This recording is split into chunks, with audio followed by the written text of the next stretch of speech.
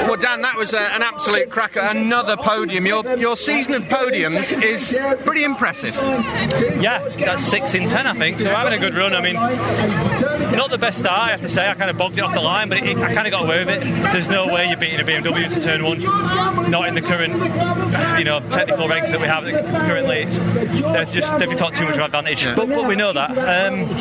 Nothing I could do at turn 2.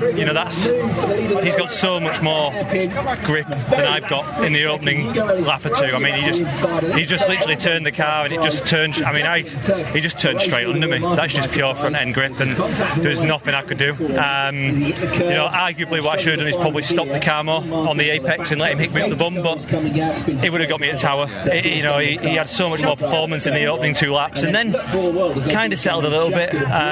But we're not where we were in some respects. I'm forward, I think, in terms of my performance in the team and where I am. But Ash dominated here 12 months ago, and now he's finished 4th in race 1. So that's where the BM and Tom in the Hyundai have kind of moved on a little bit, and we've got some work to do for sure. Were you defending from Ash hard? I mean, we've seen team orders before, and you're very much a team player. He never got close enough. Okay. No, he never got anywhere near close enough. So no, he was always far enough behind that I never really had to think about it. And I was obviously well informed of the hybrid he had.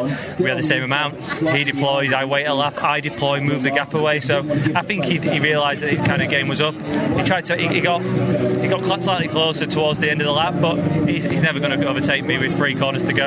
I can just park it in the middle of the track. So no, I mean, considering he was behind me, maybe a second behind, 8/10 behind, or whatever it was from like lap 4 onwards. We've done that's a hell of an improvement from our side of the garage. So can you do the same again on the hard tyre now? I mean, we've seen Rob Huff put in a good performance on the hard tyre. Yeah, let's see if we can do better. I think ultimately the softs are going to come through like a train. They're going to have so much performance that we don't have.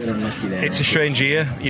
Cook last before the break at Alton, I think he was 8th to 1st by the first lap. The problem is that a lot of people have decided to try and put hards on race 1, and they're going to go soft. So we're going to get mullered really. That'll be hard not to. But the problem is that those guys that thought, let's be clever and let's put a hard on. Well, they've now got to race loads of people on softs. So they might find they're not going to score the points they hope to. So ultimately, I'm here to try and get podiums and score as many points as I can. How we do that, it's important that I stay in the top 12. Yeah. I've got to stay into the top 10, 8th, 9th. Then I've got a chance to reverse grid and we're back on softs, and then our weekend's made. Cracking drive, Dan. Well done. Thank you.